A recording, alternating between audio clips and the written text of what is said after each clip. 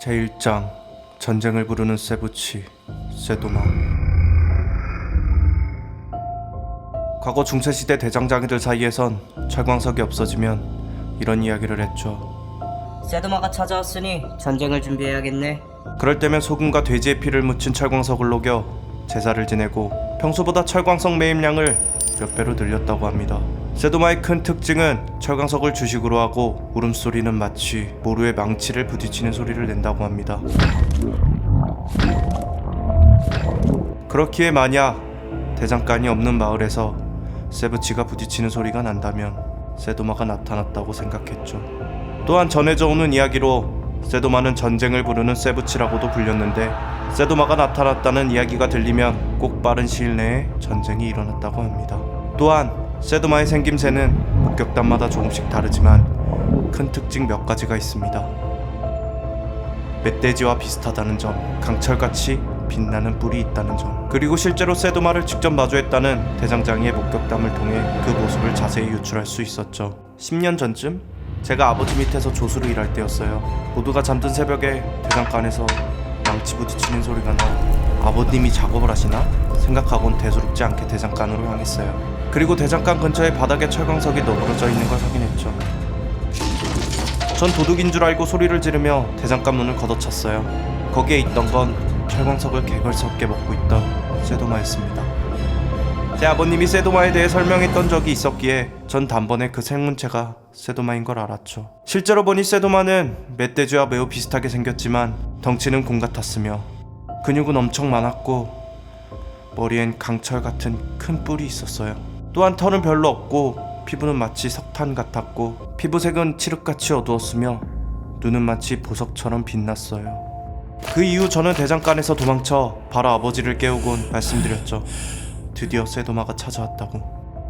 아버지는 주변 대장장이들에게 알리지 말라 하시곤 급히 어디로 나가셨어요. 이처럼 세도마 목격담은 항상 대장장이들 사이에게 주요 관심사였으며 이야기를 전해들은 대장장이들은 평소보다 철광석 구매량을 몇 배로 늘렸다고 합니다. 이유는 앞으로 무조건 크고 작은 전쟁이 일어날 것이라 확신했기 때문이죠. 그 예상은 틀리지 않았으며 목격 후 6개월 뒤 주변국에서 큰 전쟁이 일어났고, 세도마를 목격한 대장장이들은 미리 쌓아둔 칼, 농기계, 갑옷 등을 납품하며 큰 돈을 벌어들였다고 하죠. 이처럼 세도마는 마치 돈을 불러오는 돼지처럼 대장장이들 사이에선 행운 같은 존재였습니다. 하지만 몇몇 대장장이들은 막대한 이윤을 위해 세도마를 목격한 사실을 일부러 알리지 않았죠. 이로 인해 세도마 목격 사실을 두고 대장장이들끼리 서로 싸우고 심하면 목숨까지 잃는 사건이 종종 발생했습니다. 이들에게 세도마의 출현은 곧 돈이며 세도마를 보았던 사실이 알려지면 경쟁자들이 몰려 비싼 가격의 군수품을 납품할 수 없기 때문이죠. 진정 세도마는 철광석을 먹는 괴물이었을까요? 아니면 인간의 탐욕을 먹는 괴물은 아니었을까요? 오늘의 괴물도감, 전쟁을 부르는 세부치 세도마였습니다.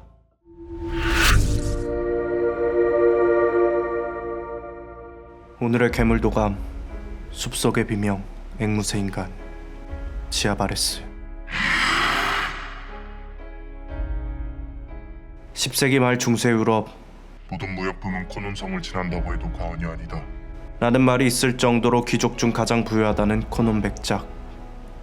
하지만 최근 무역로 중 하나인 오벨크 숲에서 무역 상인들이 잇따른 실종 및 사망 사건의 골머리를 앓고 있었죠. 사실 오벨크 숲을 통하는 무역품들의 양과 가치는 그리 크지 않아 시시하며 넘어가는 분위기였지만 코논 백작을 충격에 빠뜨린 큰 사건이 발생합니다. 코논성을 방문하려는 제프로이 국왕의 막내 아들 레이니의 왕자가 오벨크 숲을 통하던 중 실종이 되었죠. 만약 레이니의 왕자가 오벨크 숲에서 사망하였다면 오벨크 숲은 코논 백작 공토이기에 제프로이 국왕의 분노를 피할 수 없기 때문이죠. 코논 백작은 급히 병사들을 꾸리고 오벨크 숲으로 향했습니다. 하지만 몇 주가 지나도 수사는 진전이 없었고 숲속을 낱낱이 파헤쳐봐도 왕자의 실오라기 하나 찾을 수 없었죠. 만약 도적대가 왕자를 납치했다면 왕자의 목숨을 대가로 큰 돈을 요구했을 법한데 이에 대한 어떠한 연락도 없었습니다. 매일 밤 제프로의 구강으로부터 두려움에 떨던 코논 백작은 잠을 이루지 못하고 뜬 눈으로 밤을 지새웠죠. 하지만 코논 백작 영지의 보초병의 눈에 부상을 입은 한 병사를 발견하게 됩니다. 병사의 갑옷에는 제프로의 왕가의 무늬가 있었으며 그 배에선 피가 새고 있었고 필사적으로 상처 부위를 부여잡고 있었죠. 보초병의 보고를 받은 코논 백작은 레이니의 왕자의 실종 사건의 생존자라 확신하여 급히 병사들에게 해당 호위병을 치료하라 명했으며 며칠 뒤 다행히 정신을 차린 호위병은 자신이 본 충격적인 존재에 대해 말을 했습니다. 저는 레이니의 왕자님을 호위하며 오벨크 숲을 걷고 있었습니다. 얼마 안가 왕자님은 발걸음을 멈추시고 자꾸 비명소리가 들린다고 하셨죠. 그리곤 저에게 확인을 해보라 하셔서 저는 그 소리를 확인하기 위해 숲으로 향했습니다. 그렇게 소리를 따라가던 중 왕자님께서 들었다는 소리가 들렸는데 자세히 들어보니 사람의 비명소리였습니다. 심각한 상황을 직감한 저는 횃불을 이리저리 비추며 가까이 다가갔습니다. 얼마 가지 않아 마른 피가 엉겨붙은 숯불이 있더군요. 저는 그 사람이 야생동물의 공격을 받았다고 생각해 허리춤에 있던 칼을 빼곤 주변을 경계하며 숲을 지나 그 소리 끝에 당도하였습니다. 그곳엔 소름 돋는 물체가 지그시 쳐다보고 있었습니다. 마치 기다렸다는 듯. 저는 너무 놀라 그 자리에 얼어버렸고 그 녀석은 입을 열었죠. 그 소리는 제가 아까 들었던 남성의 비명소리였습니다. 그 녀석은 사람의 비명소리를 소름 돋게 똑같이 따라하며 저를 바라보고 있었죠. 그 괴물의 생김새는 언뜻 보면 머리는 앵무새와 닮아 있었지만 분명 사람처럼 서 있었습니다. 덩치는 곰이 강아지처럼 보일 정도로 컸습니다. 피가 묻은 누런 부리는 작은 송아지 한 마리쯤은 한 번에 집어삼킬 정도로 그 크기가 거대했죠. 그리고 뾰족하고 긴 장대 같은 발톱으로 저를 공격하였습니다. 뜨거운 피가 피부를 통해 느껴졌고 찢어지는 고통이 밀려왔지만 살아야겠다는 생각만 가진 채 저는 무작정 도망쳤습니다. 왜인지 모르겠지만 그 녀석은 쫓아오지 않았죠. 왕자님을 버리고 도망친 건 정말 큰 죄이지만 도망칠 수밖에 없었습니다.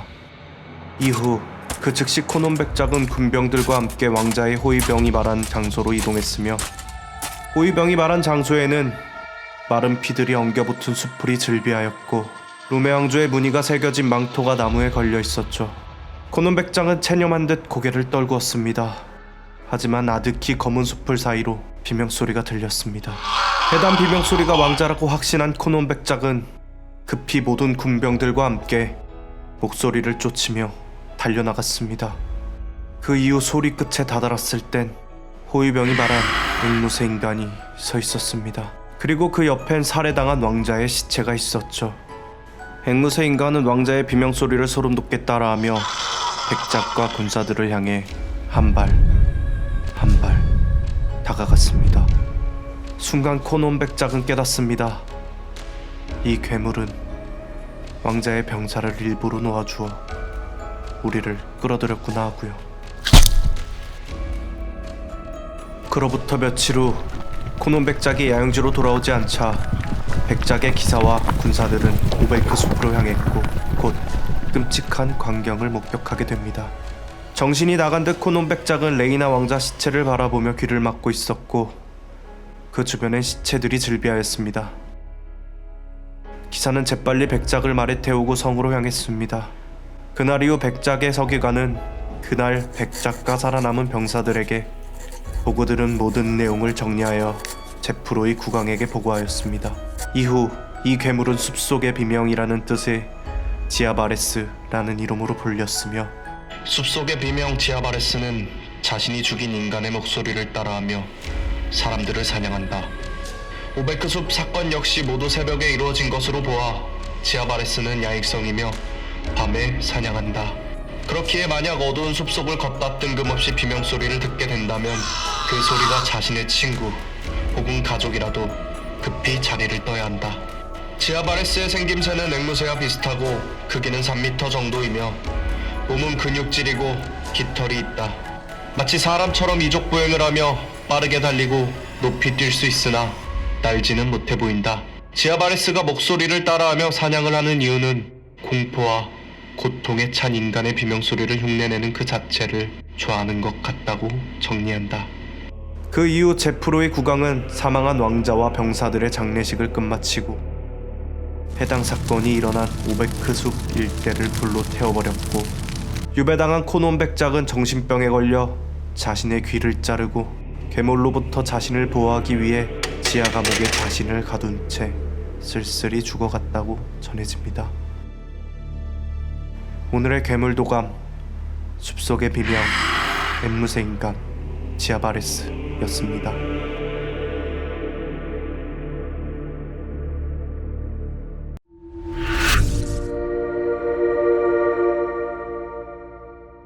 질병과 탐욕의 괴물 그리버스. 그리버스는 악취와 함께 질병을 옮기며 썩은 동물의 사체, 인간, 가축을 가리지 않고 사냥하고 먹는다. 이처럼 그리버스는 먹잇감을 필사적으로 집어삼키는데 앙상한 자신의 배가 부풀어 올라 더 이상 먹지 못할 때까지 멈추지 않는다. 그리고 모든 걸 다시 토해내고 다시 또 먹기를 반복한다. 또한 마을에 그리버스가 나타난다면 필시 살이 썩는 피부병으로 옮겨 사람들의 고통 속에 죽어간다. 그렇기에 썩은 악취가 숲 주변에 진동한다면 그리버스가 마을까지 내려오지 않도록 게르만족들은 예로부터 내려오는 방법으로 대처한다. 스칸디나비아 반도 동쪽 군토 부족의 마을 삼비크. 족장인 발가드와 주술사 비고트는 마을 광장에서 주민들에게 위협을 알립니다. 숲속에서 썩은 내가 진동하는 걸 여러분도 느끼셨을 겁니다. 가축들은 두려움에 떨며 흥분하며 앓히고, 전사들에게는 삼비크 주변 숲속에서 지독한 냄새가 난다는 말을 전해 들었습니다. 여러가지 정황상 저와 주술사 비고트는 이 악취가 점점 짙어지고 있는 걸로 보아 빠른 시일 내에 그리버스가 마을에 당도할 것이라고 예상합니다. 이렇게 그리버스가 곧 마을까지 내려올 거란 예상을 한 족장과 주술사는 예전부터 내려오던 대처 방법을 전사와 주민들에게 명령하죠. 오늘까지 전사들은 각 집을 돌며 썩은 동물 시체를 마을 외곽으로 옮기고, 자유민들은 마을의 가축을 씻겨 창고에 모두 넣어두어라. 그리고 특별한 명령이 있을 때까진 삼비크 숲의 통행을 금지하며 밤에는 불을 피지 말고 가급적 집안에 머물러라. 이처럼 이따금 썩은 내를 풍기며 찾아오는 그리버스를 대처하기 위해 게르만 부족들은 나름대로의 대처 방법을 고안했는데, 썩은 동물의 시체로 그리버스가 마을을 발견하지 못하게 하고 마을의 가축들을 씻겨 창고에 가둬 울음소리와 냄새를 맡지 못하게 하였죠. 하지만 군투족 족장 발가드는 마음 한켠에 다른 생각을 갖고 있었습니다. 그날 밤 발가드 족장과 주술사 비고트는 삼비크 전사장과 함께 그리버스를 사냥할 계획을 세우죠. 이유는 그리버스의 이빨과 피는 매우 가치가 높아 작은 부족이었던 군투족에겐 엄청난 기회가 될 수 있었기 때문이고, 그리버스의 이빨은 불 속에 넣어도 타지 않으며 이빨을 빻아서 술에 타 마시면 죽어가는 사람도 그 기력을 되찾게 되고 식욕이 돌아온다고 합니다. 이에 큰 부족들의 노세한 족장들은 항상 그리버스의 이빨을 눈독 들이고 있었으며, 이빨의 가치는 중소부족이 1년 동안 먹고 살 만큼의 가치가 있었기 때문이죠. 또한 그리버스의 피는 매우 특별한 기능이 있었는데, 각종 전염병 및 독을 모두 중화시킬 수 있는 해독제이자 치료제이며 암투와 독사를 두려워하는 게르만 족장 및 귀족들에게 매우 비싼 가격에 거래가 되었다고 합니다. 하지만 그들의 그리버스 사냥 계획은 자신들의 정보로는 한계가 있다고 판단하여 전문 사냥꾼을 영입하자는 결론이 나옵니다. 군투족은 그 규모가 작아 자칫 잘못해서 그리버스를 사냥하려다 되려 많은 사망자가 나오면 그 손실을 메꿀 방법이 없기 때문이죠. 그렇게 사냥꾼을 소수문하던 중 그리버스를 사냥해 본 적이 있다는 보달프 램비슨이라는 사냥꾼이 군투족이 사는 삼비크 마을로 찾아오게 됩니다. 그는 그리버스에 대해 사냥 정보를 대가로 부족의 3개월치 식량과 그리버스의 전리품인 이빨과 피 절반을 가져간다는 다소 과한 계약 조건을 들이밀었습니다. 또한 자신은 직접 사냥에 참여하지 않겠다는 조건과 함께 말이죠. 이에 족장 발가드는 욕설을 퍼부으며 자신을 모욕했다고 생각해 사냥꾼인 보달프의 목에 도끼를 들이밀었습니다. 그때 보달프는 주술사에게 말을 건넸습니다. 나에게 당신이 가진 가장 강한 독약을 주시오. 내가 그라바스를 사냥한 증거를 보여주겠습니다. 이후 주술사는 검은색 액체가 담긴 독약을 건네고 보달프는 그 자리에서 한 방울도 남기지 않은 채 들이켰습니다. 그리고 보달프는 품에서 양가죽통을 꺼내 마셨으며 그의 입가엔 초록색 액체가 묻어 있었죠. 그 후 몇십 분이 지나도 보달프는 멀쩡하게 살아있었고 족장과 주술사는 크게 놀랐습니다. 왜냐면 주술사 비고트가 건넨 독약은 수십 분이 지나면 기도가 막혀 사망까지 이르게 되는 아주 강한 독약이기 때문입니다. 그리고 사냥꾼 보달프는 입을 열었습니다. 그리버스가 가진 물리적인 힘 자체는 맹수들과 비슷하나 까다로운 능력 때문에 사냥하기 매우 힘듭니다. 도끼와 화살로 무작정 다가간다면 그리버스가 내뿜는 독과 악취와 함께 정신을 잃고 대부분 죽어나가겠죠. 그렇기에 그리버스는 특별한 방법을 사용하여 사냥해야 합니다. 이에 족장 발가드는 보달프의 계약 조건을 수락하며 밤새 그리버스 사냥법에 대해 보달프에게 전해 듣게 됩니다. 그리고 이튿날 아침 마을의 정예 전사 10명과 함께 족장 그리고 전사장은 산비크 인근 숲으로 향합니다. 그들은 털가죽 모피를 두건처럼 얼굴에 둘렀으며 허리춤에는 평소보다 큰 양가죽 소통에 물과 술이 꽉 차 있었고 일부 군투족 전사는 썩은 사슴 시체를 들쳐매고 있었습니다. 그리버스의 악취를 가까이서 맡게 된다면 제정신인 사람은 없습니다. 보통 기절하거나 끔찍한 악취를 견디지 못해 도망가죠. 그렇기에 가죽과 털을 덧댄 모피를 두르고 악취가 점점 가까워진다면 술과 물을 모피에 적셔 최대한 냄새를 피해야 합니다. 산비크 숲으로 향한 족장과 전사들은 점점 그리버스에게 가까워지고 있음을 직감하였습니다. 사냥꾼 보달프의 말처럼 짐승들의 뼈와 살이 섞인 초록색 토사물이 즐비하였기 때문이죠. 역겹겠지만 그리버스가 사람의 냄새를 눈치채지 못하도록 토사물 위로 몸을 굴려 갑옷에 충분히 묻히도록 해야 합니다. 그렇게 해서 그리버스가 방심을 하게 만들어야 합니다. 족장과 전사들은 사냥꾼 보달프의 말대로 모든 준비를 마치고 악취를 따라 조심스럽게 다가갔으며 저 멀리 개걸스러운 소리를 내며 시체를 뜯어먹고 있는 괴물 그리버스를 마주하게 됩니다. 그 모습은 마치 늑대나 개처럼 생겼지만 탐욕스러운 괴물이라는 칭호에 맞지 않게 뼈만 남아 앙상했습니다. 크기는 보통 성체 수컷 늑대보다 1.5배 정도 컸으며 털은 마치 역병을 옮겨놓는 듯 더럽고 추악하게 엉켜있었고 마치 몇 달 동안 썩은 늑대의 시체와 비슷하게 생겼죠. 그리버스를 처음 마주한 족장은 놀란 마음을 추스리고 보달프의 말을 되짚어보며 천천히 준비를 시작합니다. 그리버스를 발견하게 된다면 그 탐욕스러운 괴물은 분명 무언가를 먹고 있을 겁니다. 이때 준비한 동물의 시체를 근처에 쌓아두고 그 자리에서 손을 칼로 그어 신선한 인간의 피를 사체에 묻히세요. 또한 시체를 뜯어먹고 있는 그리버스를 절대 공격해서는 안 됩니다. 그 순간 매우 강력한 독과 악취를 뿜어내며 그건 털가죽 두건으로도 견딜 수 없습니다. 그리버스의 약점은 먹잇감을 먹다가 토사물을 뱉어내는 그 순간입니다. 그 괴물은 자신이 먹었던 것들을 토해내는 순간 마치 멈출 수 없는 쾌락을 느끼듯 행동하며 무방비 상태가 되기 때문입니다.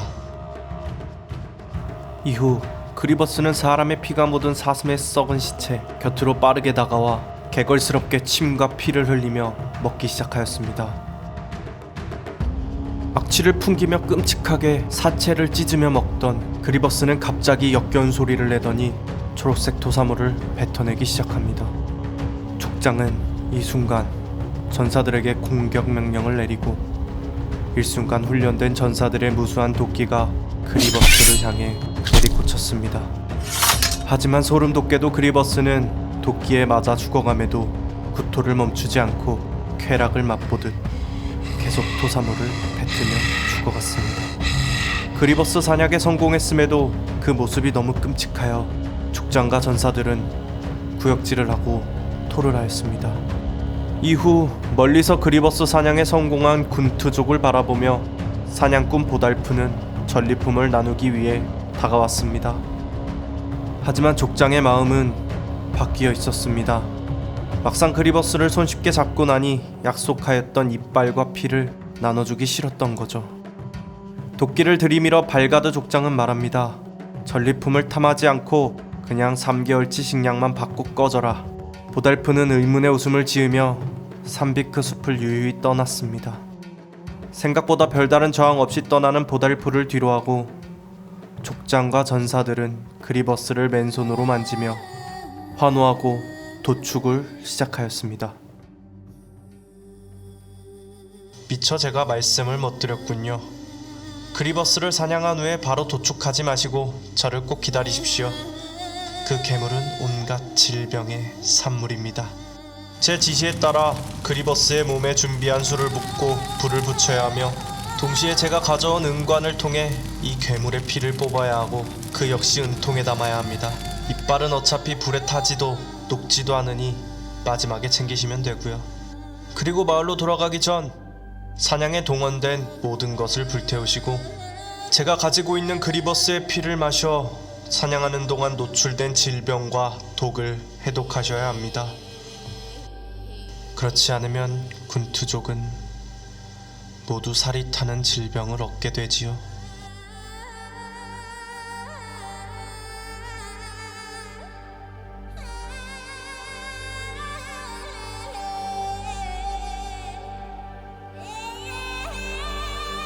오늘의 괴물도감, 질병과 탐욕의 괴물 그리버스였습니다.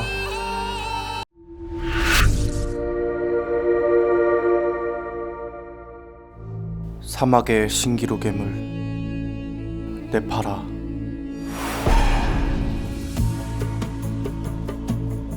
뜨거운 태양이 내릴 째는 고대 아라비아 반도에 위치한 사바르 왕국.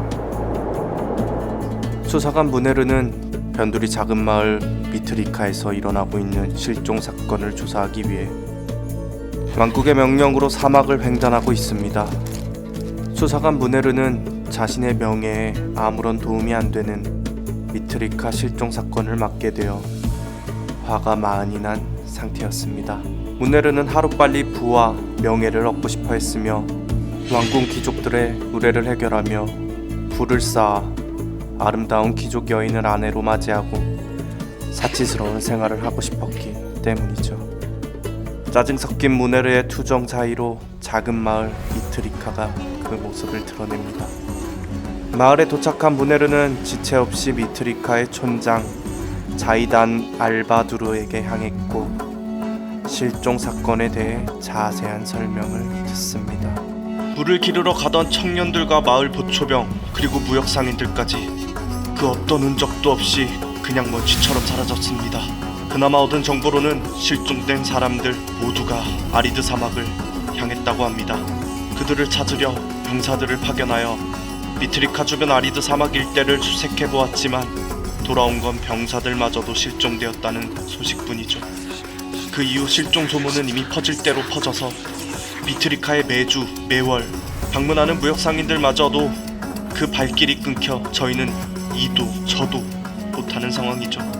또한 몇 달 전부터 사막의 꽃 오르파가 저희 마을 근처 아리드 사막에 발견되기 시작하여 지금은 미트리카 마을의 주 수입원이 되었지만 실종 사건 때문에 오르파를 채취하겠다는 사람들도 겁을 먹고 도망갔으며 오르파를 채취할 수 없으니 왕궁으로 납품할 수도 없고 무역 상인들마저도 방문하러 오지 않으니 사막의 꽃이라고도 불리우는 우르파는 영롱한 빛을 내뿜으며 스스로 빛나는 아주 희귀한 보석이다. 그 빛은 다이아몬드와 견줄 수 없을 만큼 아름다우며 우르파를 가진 자에게는 항상 재물이 따른다고 전해지고 귀족들 사이에서 엄청난 인기가 있으며 그 가치 또한 매우 높은 보석이다. 사막의 꽃 오르파의 이야기를 들은 무네르는 화들짝 놀라며 촌장에게 되묻습니다. 잠깐! 미트리카에서 오르파가 발견된다고요? 아, 죄송합니다. 말씀 계속하시지요. 그래서 저는 성난 민심을 바로잡기 위해 바짓가랑이라도 붙잡는 심정으로 급히 왕궁에 수사를 요청하였습니다. 이런 변두리 마을의 귀한 수사관님을 급파해 주신 거 보면 사막의 꽃 오르파가 왕족과 귀족들에게 인기가 많긴 많은 모양입니다. 그렇게 미트리카 촌장 자이단에게 설명을 다 듣고 나서 무네르는 확신에 찬 표정으로 말합니다. 왕국의 수사관 저 무네르가 가문의 이름을 걸고 꼭 미트리카 실종 사건을 해결하겠습니다. 일단 병사들이 실종된 장소부터 내일 당장 가보시죠.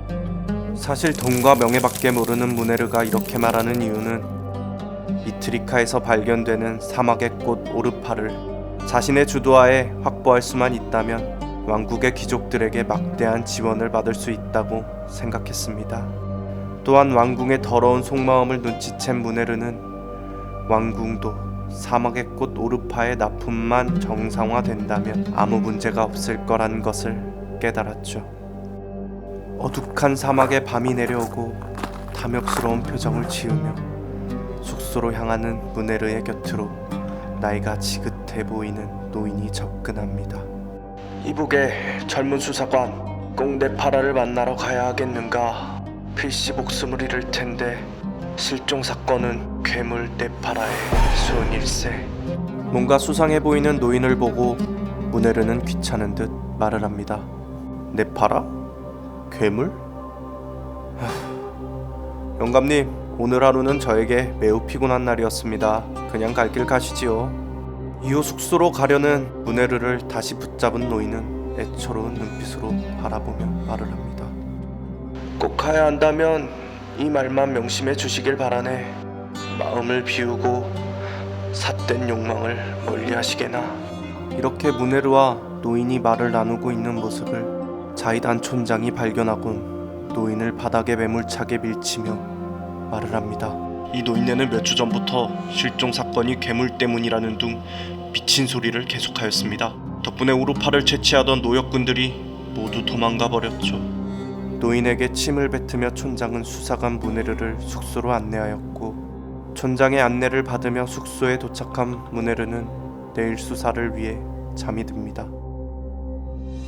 다음날 아침 출정 준비로 시끌벅적한 미트리카. 자신의 장밋빛 미래를 상상하며 무네르는 서둘러 수사를 떠납니다.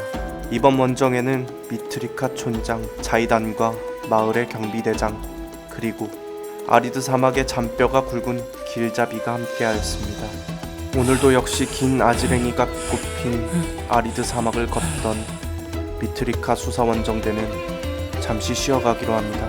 무네르는 낙타를 그늘 삼아 저 멀리 사막을 바라보며 곧 얻게 될 부와 명예를 상상하며 웃고 있었죠. 근데 그런 무네르의 눈에 사막의 꽃 오르파가 금은 보화와 함께 저 멀리서 태양보다 밝게 빛나고 있었습니다.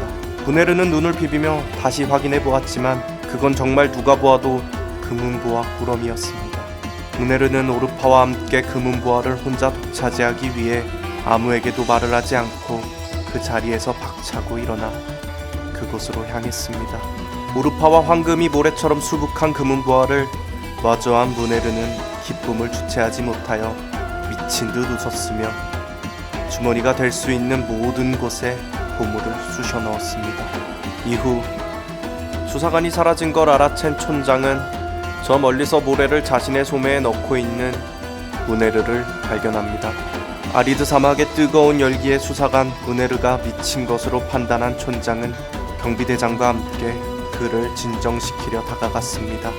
그 순간 거대한 그림자가 태양을 가리고 땅이 울리며 사막 속에서 무언가가 튀어나와 무네르를 집어삼켰습니다. 경비대장과 자이단 촌장은 너무 놀라 멍하니 그 순간을 바라보고 있었습니다. 물고기 대가리에 사람처럼 팔이 2개 달려있는 사막의 신기루라 불리는 괴물 네파라. 영롱하게 빛나는 그 괴물 네파라의 눈은 자이단 촌장과 경비대장을 향합니다. 말도 안 되는 속도로 다가오는 괴물 네파라, 그리고 울부짖으며 도망가는 촌장과 경비대장. 그 순간 촌장은 경비대장의 발을 걸어 미끼로 사용합니다. 네파라는 넘어진 경비대장을 향해 달려갔으며 칠흑같이 거대한 입을 벌려 한 입에 집어삼키고 다시 모래 속으로 사라졌죠. 자이단 촌장은 급히 노인을 찾습니다. 마을의 구석진 그늘에서 노인을 발견하게 됩니다. 제가 본 게 뭡니까? 도대체? 그건 사막의 신기루라 불리우는 괴물 네파라일세. 어릴 적 아버지는 내게 사막의 신기루 네파라 이야기를 항상 해주셨다네. 매일 밤 주머니에서 아름다운 오르파를 나에게 보여주시며 말씀하셨지. 탐욕스럽고 이기적인 인간은 분명 사막에서 네파라를 마주하게 될 게다. 그리고 항상 사막을 나설 때에는 마음을 비우고 삿된 욕망을 멀리하는 의식을 행하여 네파라가 보여주는 신기루에 혹하지 않도록 대비해야 한단다. 또한 아름다운 사막의 꽃 오르파는 네파라가 탐욕스러운 인간을 집어삼킨 후 남은 배설물이란다. 만약이라도 오르파를 보게 된다면 네파라가 근처에 있다는 뜻이니 주위를 살피고 다시 한번 마음을 비우거라. 그렇기에 미트리카에서 오르파가 발견된 즉시 내 자네에게 말하지 않았나?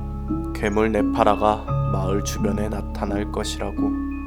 오르파의 정신이 팔려 조상님들의 행하신 오랜 전통도 무시하고 사막을 휘젓고 다니니 과거 우리는 사막을 나설 때 마음을 비우고 기도를 하며 찬물을 뿌리지. 이 의식은 어느새 자네들의 세대에선 고리타분한 전설 따위에 지부되었지만 자네도 직접 보지 않았는가? 뭐 이제 와서 이런 얘기가 무슨 소용이 있겠냐만. 행운을 빔세 촌장. 이후 촌장은 괴물 네파라에 대한 설명과 함께 노인에게 어떤 말을 전해 듣고는 겁을 먹은 채 자신의 집으로 달려갔습니다. 그리곤 그동안 빼돌렸던 사막의 꽃 우르파와 각종 금은보화들을 가방에 챙기고 마을 미트리카를 빠져나갈 생각이었죠. 사실 자이단 촌장은 마을 사람들을 위해 왕국의 실종 사건을 의뢰한 것이 아니었습니다. 그동안 왕국에 정식으로 납품해야 할 오르파를 귀족들과 무역상인들에게 몰래 빼돌리며 큰 이득을 취하고 있었는데 잦은 실종 사건으로 인해 두려움을 느낀 상인들과 무역관들이 더 이상 미트리카를 방문하지 않았고, 이에 촌장 자이다는 사바르 왕국이 직접 실종 사건을 해결하였다는 공식적인 수사문을 통해 미트리카에 퍼진 소문들을 잠재우고 다시 무역을 재개할 생각이었죠. 부랴부랴 금은보화를 낙타에 가득 싣고 왕궁으로 향하려는 자이단 촌장은 자기와 내통한 귀족의 집에 도망갈 계획이 있었습니다. 그렇게 미트리카 마을의 문을 넘어가려는 순간 거대한 그림자가 태양을 가리고 땅이 울렸습니다. 촌장은 울부짖으며 노인을 보며 외쳤습니다. 살려달라고 말이죠. 그렇게 땅 속에서 튀어나온 괴물 네파라의 크기는 집채만했으며 실로 어마무시하였습니다. 물고기 같은 생김새와 지느러미를 가진 네파라는 모래와 같이 물기라곤 찾아볼 수 없는 메마른 피부와 보석같이 빛나는 눈, 무수히 많은 이빨이 제 살을 뚫고 나왔으며 뒤죽박죽 나 있었죠. 그런 그를 바라보는 노인은 애처로운 눈빛으로 아까 자이단 촌장에게 말한 마지막 말을 되풀이합니다. 괴물 네파라는 자네의 끔찍한 탐욕과 이기심을 맛보았다네. 오늘의 괴물도감, 사막의 신기루 괴물 네파라였습니다.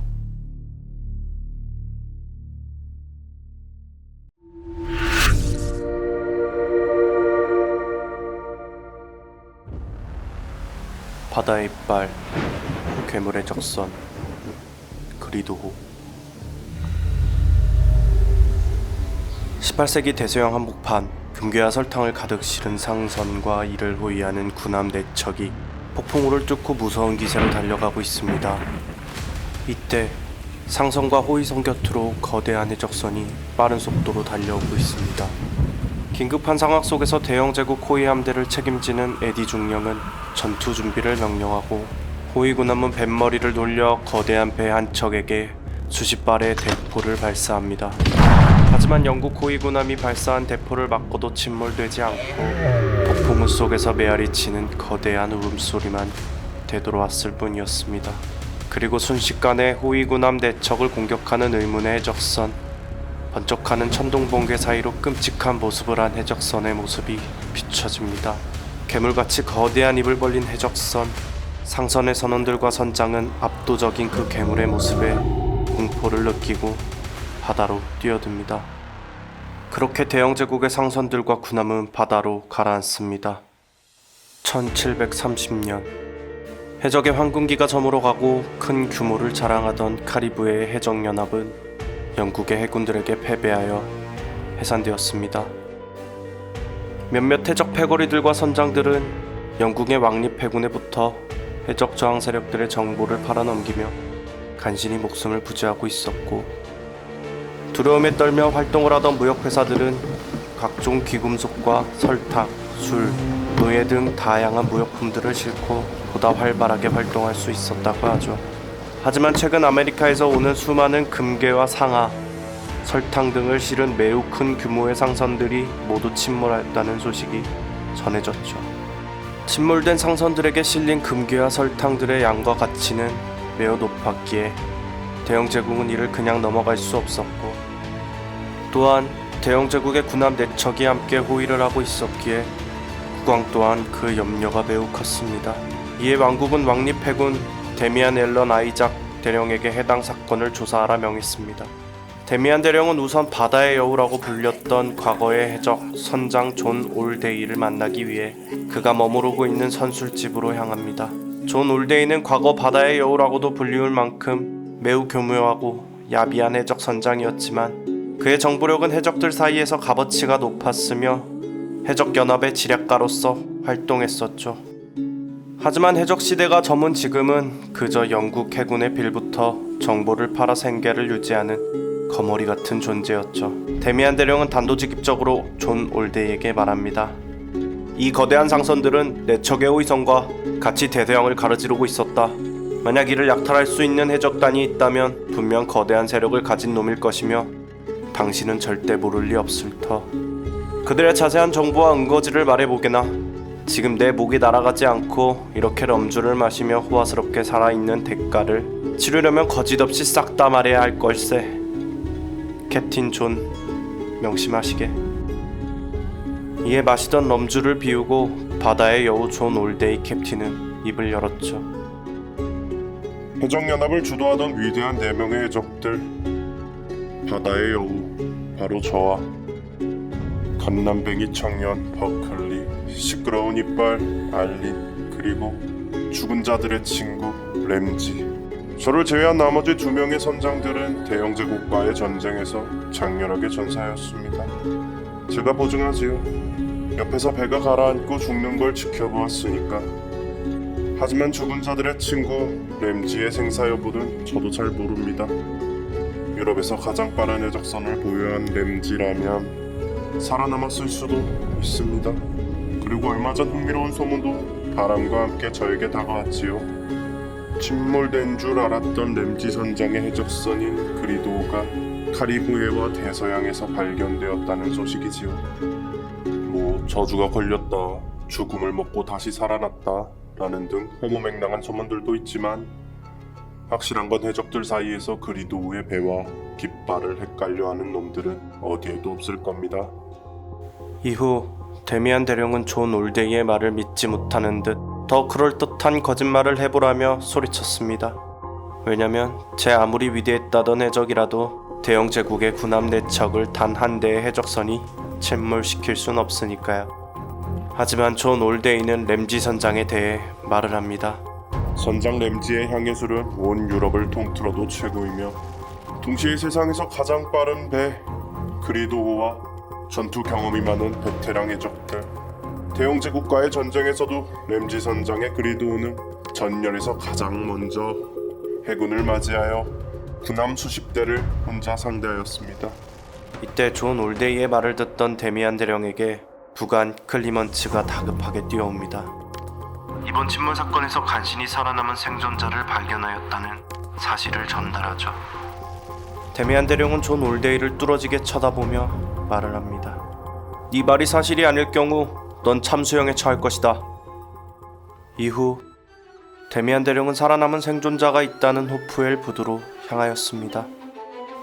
대령의 마음과 다르게 호프엘 부두는 맑은 하늘에 갈매기가 울며 부두 작업자들의 웃음소리로 가득하였습니다. 급한 발걸음으로 부관과 함께 데미안 대령은 생존자가 치료받고 있는 병원으로 향합니다. 생존자는 이번 상선호 임무의 총책임을 맡은 에디 중령이었으며 반쯤 정신이 나가 허공만 빤히 쳐다보고 있을 뿐이었습니다. 데미안 대령은 에디 중령을 쏟아붙이며 말을 합니다. 군인으로서 임무를 저버리고 그마저도 살아 돌아와 정신이 나간 상태라니. 한심하구만 에디. 그때 에디 중령은 데미안을 갑자기 쳐다보며 말합니다. 데미안 대령님, 전 난생 그렇게 큰 상어는 처음 봅니다. 번개가 칠 때마다 한척 그 괴물 상어는 종이장을 찢듯 상성과 군함을 물어뜯어버렸습니다. 분명 해적선이었는데 동시에 상어라니. 데미안 대령은 에디 중령의 직책을 그 자리에서 파하고 부관에게 에디 중령을 대영제국 군사 재판으로 넘기라는 말을 합니다. 이보게 에디, 이렇게 추악해질 필요가 있는가? 괴물이니 뭐니 그런 헛소리를 하면서 자네의 자리를 지키고 싶은 건가? 지금 물에 가라앉은 수백 명의 대영제국 시민들의 억울함은 생각지도 않는가? 이에 에디 중령은 정신이 돌아온 듯 또렷한 눈빛으로 데미안 대령에게 말을 합니다. 데미안 대령님, 제 호의 항로를 따라 한번 추적해 보십시오. 왜인지 모르겠지만 무역 항로에 그 괴물은 다시 한번 꼭 나타날 것 같습니다. 저는 기도하고 있겠습니다. 대령님도 그 괴물의 적선과 마주하기를. 이후 데미안 대령은 즉시 대영제국의 전투군함 세인트호의 출항을 준비하였습니다. 세인트호는 대영제국의 최신 군함이며 속도와 내구도는 어떤 배보다 빠르고 견고하며 그 크기 또한 거대하기에 훨씬 많은 포와 화약, 무기를 싣고 갈 수 있었죠. 데미안 대령과 세인트호의 출항 소식은 멀리 해적들에게도 전해져 대서양의 무역 항로엔 쥐새끼 한 마리도 없이 조용했습니다. 괜히 꼬투리 잡혔다간 물고기 밥이 되기 뻔하기 때문이죠. 푸른 바다 위에 세인트호는 영롱하고 찬란하게 빛났으며 그를 지휘하는 데미안 대령의 모습은 흡사 영웅과도 같아 보였습니다. 이때 찬란한 바다를 비추는 태양 뒤로 휘몰아치는 폭풍우가 세인트호를 향해 야수처럼 달려옵니다. 폭풍우를 피해 잠시 쉬어가자는 부관들의 의견에도 데미안 대령은 폭풍우를 대비하라 소리치고 폭풍우 속으로 들어가라는 명령을 내립니다. 찢어지는 듯한 번개가 내리치며 선원들과 병사들은 두려움에 가득 찬 눈빛으로 폭풍우를 맞이했습니다. 그리고 그 폭풍우 속에서 수많은 상선 잔해들과 함께 떠내려오는 대영 제국의 깃발을 발견했죠. 갈기갈기 찢긴 듯한 잔해들은 무언가 물어뜯긴 듯한 상처가 있었습니다. 데미안 대령은 즉시 전투 준비 명령을 내렸고 세인트호는 대영 제국 상선과 함께 군함들의 잔해를 뒤로 폭풍우 속으로 더욱더 깊이 들어갑니다.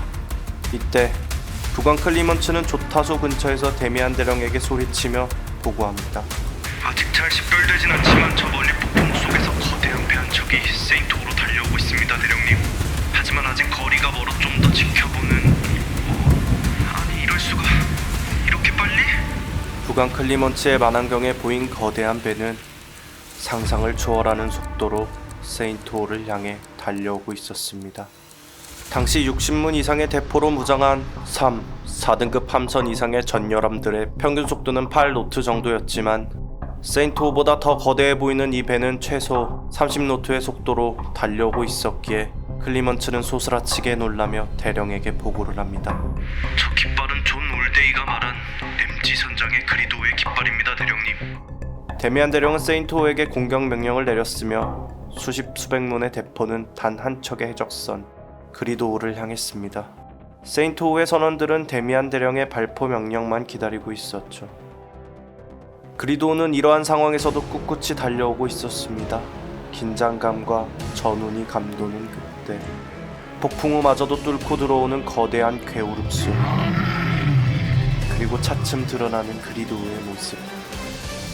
가까이에서 마주하니 3급 전함인 세인토우마저 돛담배처럼 보일 정도로 그 크기는 훨씬 거대했습니다. 데미안 대령은 이런 말도 안 되는 광경을 목격하고 잠시 정신을 놓았지만 번개가 내리치며 대령은 다시 정신을 차립니다. 일순간 세인토우의 포문은 불꽃이 튀기며 수백 발의 대포알이 그리도우에 내리꽂힙니다. 자욱한 화양 연기 사이로 아무렇지 않은 듯 그리도우는 모습을 드러내며 존 올데이가 말한 램지 선장의 해적선 깃발이 펄럭이고 있었죠. 하지만 이상하게도 가까이 보니 그리도우에는 아무도 타고 있지 않았습니다. 램지 선장과 해적 선원들도 없었으며 마치 혼자 움직이는 듯해 보였습니다. 데미안 대령마저도 선원들과 함께 멍하니 바라보고 있었고, 그 순간 세인토우 한 척을 향해 뛰어든 그리도우는 거대한 입을 벌려 순식간에 세인토우를 뜯어버렸습니다. 수백 발의 총성과 대포 소리, 그리고 비명 소리가 폭풍우와 함께하였으며 그리도우에 의해 세인토우 두 척은 갈기갈기 찢겨 대영 제국의 깃발과 함께 가라앉고 있었습니다. 데미안 대령은 부관과 선원들에게 즉시 퇴각 명령을 내리며 굳건하던 대령의 얼굴에서도 죽음의 그림자가 드리워져 두려움에 떨고 있었습니다. 수백 발의 대포알과 화약을 버리고 도망가는 세인토우 뒤에 그리도우는 거대한 울음소리를 내며 마치 비웃듯 따라가고 있었습니다. 클리멘츠 부관은 대령에게 소리치며 계속 보고하고 있습니다. 데미안 대령은 허망하게 웃으며 자신의 머스킷을 꺼내고 그리도우를 향해 발사합니다. 그리고 데미안 대령에게 스쳐 지나가는 에디 중령의 말 한마디. 저는 기도하고 있겠습니다. 대령님에게도 그 괴물이 나타나기를. 데미안 대령의 마지막 총성과 함께 그리도우의 거대한 입은 다시 한번 울음소리를 내며 세인토우를 집어삼켰습니다.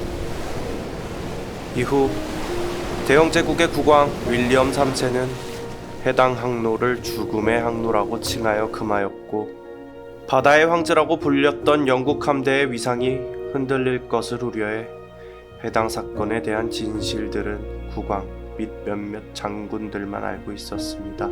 대영 제국의 귀족들과 군대는 폭풍우를 만나 무역선과 세인토우가 침몰되었다고 알렸고, 국민들에게는 상선의 침몰 사건과 세인토우의 침몰 사건 자체가 아예 알려지지 않았습니다. 오늘의 괴물도감 바다의 이빨, 괴물의 적선 그리도우였습니다.